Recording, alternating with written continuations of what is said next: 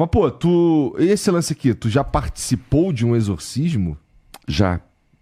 E perdi. Como é que é isso? Na verdade, eu te falei que cada diocese tem o seu padre exorcista. Mas há muitos casos que a gente atende. E teve outros casos que eu até consegui amenizar a situação. Neste específico que está citando, é que nós estávamos numa adoração do Santíssimo, com a hóstia.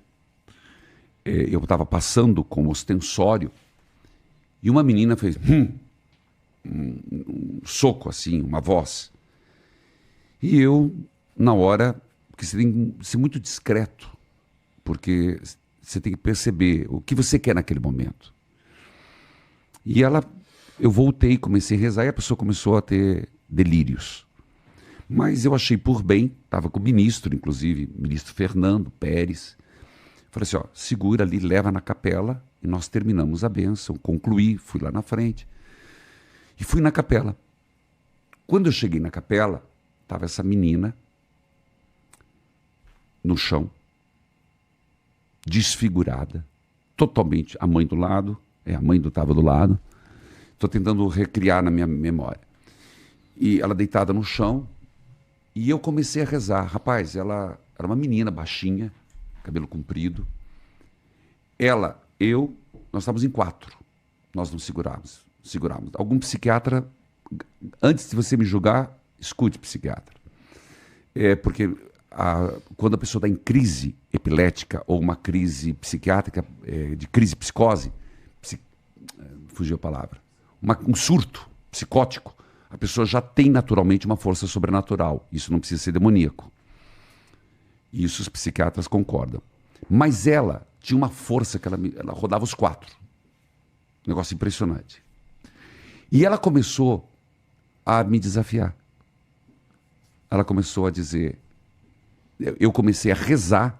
E na hora da oração, eu comecei o creio, comecei a Salve Rainha, comecei a rezar as orações e fui para a oração do exorcismo.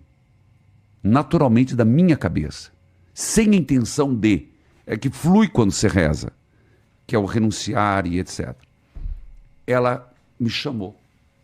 Você não é exorcista. Não é exatamente uma oração comum. Por exemplo, eu não a conheço. A gente não fica rezando assim. Então ela está no ritual. Era interessante que ela sabia o que era. Sabia. E eu comecei a dar os precatórios. Precatórios são os comandos de renúncia. Rapaz, essa menina, meu Deus, aquilo, ela cuspia, foi uma coisa horrível. A descrição é das piores. Inclusive, o pessoal fugiu. Quem estava próximo ficou muito medo. Tinha gente que estava saindo, era um corredorzinho que tem que passar pelo local. Pessoal, quando eu vi, eu estava sozinho, eu e poucos. Foi quando, conversando, eu percebi do que se tratava. Inclusive, tem vários testemunhos de pessoas que me acompanham até hoje. Fernanda, Cleusa, etc. E eu negociei. Eu disse, realmente, mas isso não foi tão simples como eu estou contando. E eu disse, eu te peço um dia, deixa ela em paz. E ela vai para o exorcista. Deixa ela em paz. E fui rezando. A menina esmoreceu e voltou normal. Liguei para o exorcista, era o padre Jorge na época. Falei, amanhã o senhor tem que atender. Isso era 10h30, 11 horas da noite.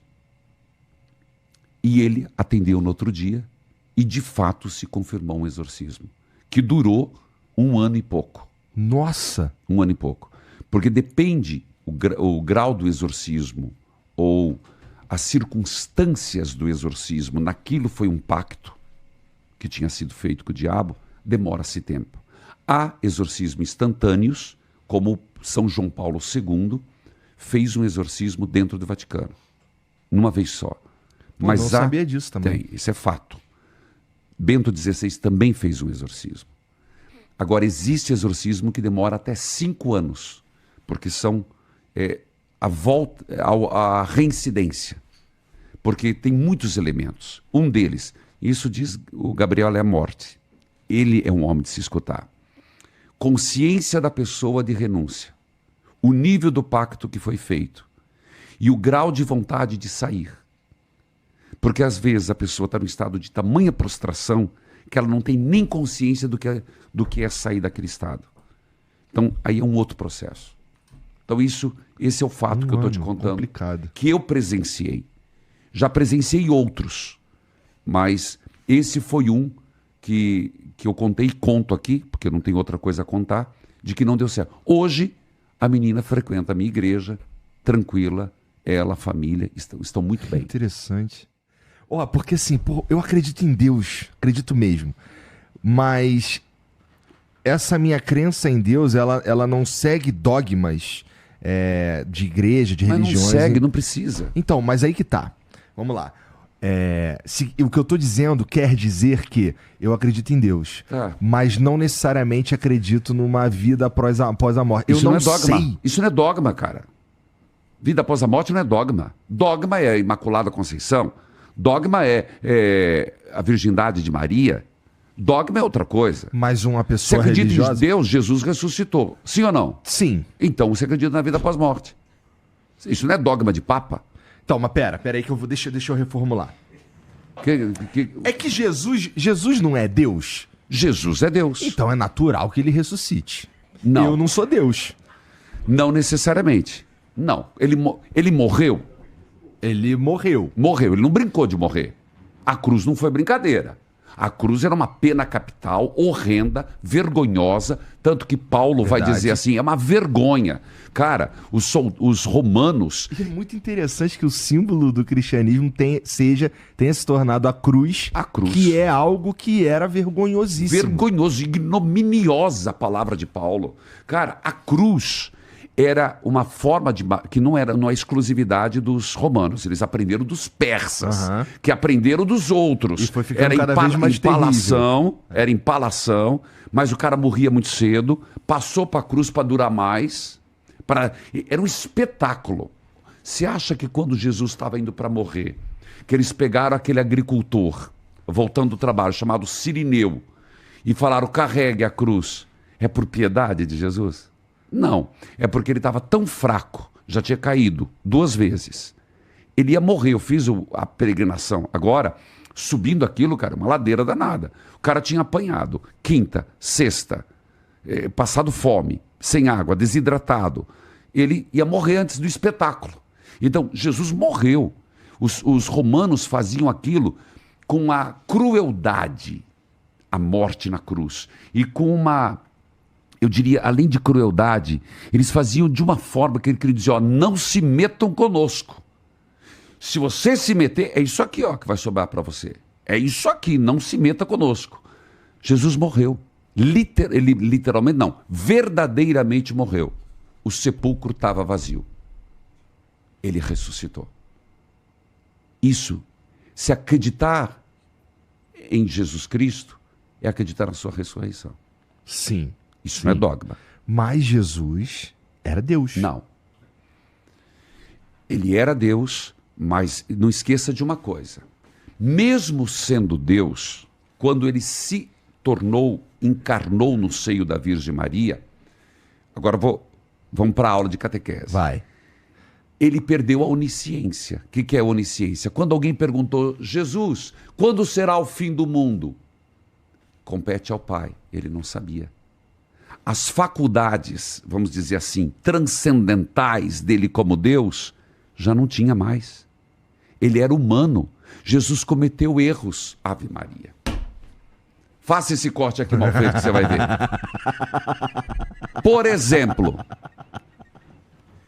Por exemplo, ele disse que a semente de mostarda é a menor semente do mundo. Não é verdade.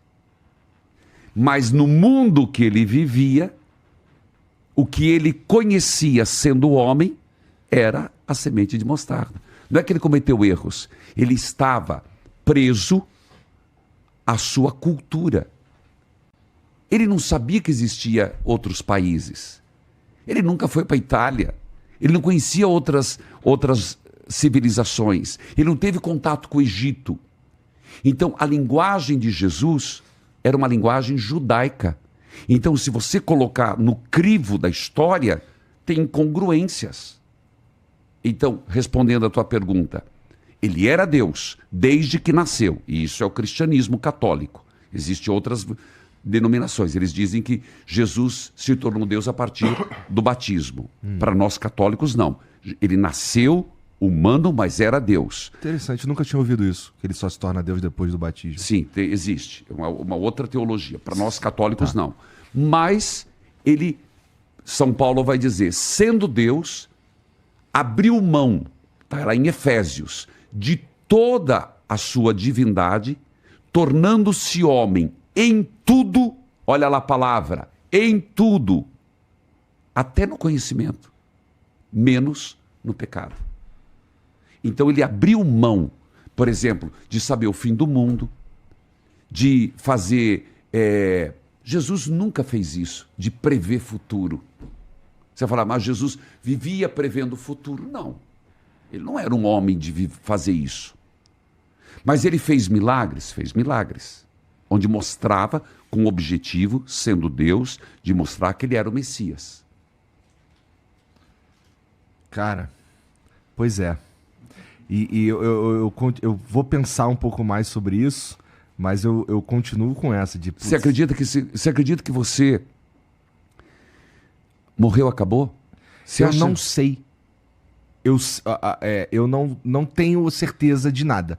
Mas precisa ter. Essa é a verdade. Você precisa buscar. Precisa se perguntar que nós somos algo muito valiosos para Deus. A história aqui é muito curta. Pensa assim, a gente já nasce em algum lugar que a gente não descobriu ainda com prazo de validade. A gente só não achou o lugar ainda.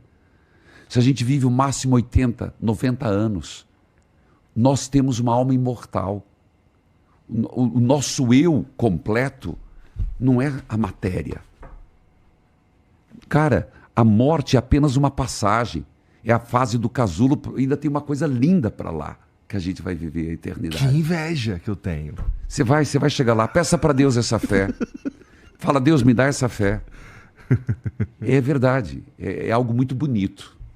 A gente vai reconhecer quem a gente ama. Por isso que, aí que eu ia dizer, que no final de tudo, Deus vai falar assim, o quanto amor você teve, quanta caridade você fez. Talvez seria a única pergunta de Deus. O quanto nós amamos e nos deixamos amar. Regrinhas, como eu lavei o copo por fora. Regrinhas, se eu fiz isso, se eu fiz aquilo, é tão pouco. Você entende? É tão pouco. Agora, a forma que você tratou o cara que te traz o cafezinho, o cara que você tratou, quem te fez o bem na vida, o jeito que você tratou tua esposa, a hora que você acordou e você reconheceu, caramba, alguém fez o café para mim. Caramba, alguém está consumindo seus dias do meu lado. Isso é que conta na história.